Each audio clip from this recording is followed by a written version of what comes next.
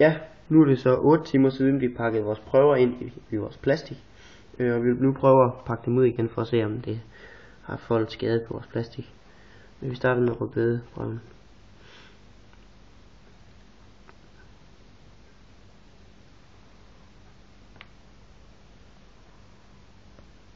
Som man kan se er det i hvert fald farvet plastik, men umiddelbart er det ikke gået igennem plastikken, da det ikke på nogen måde smitter af på ydersiden, men kun på indersiden. Den næste prøve er en smørost, hvor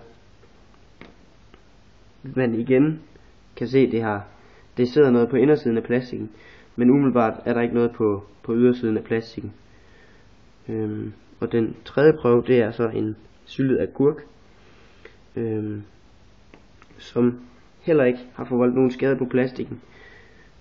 Og igen, det kun er på indersiden, man kan mærke, at den har været lidt fugtig her. Men egentlig ikke, at det ikke på nogen måde ætset igennem plastikken eller noget. Og den sidste prøve her, det er et stykke kylling, hvor der egentlig ikke er sket noget helt stort ved, og det vil jeg ikke regne med, da det er bare et stykke tørt kylling.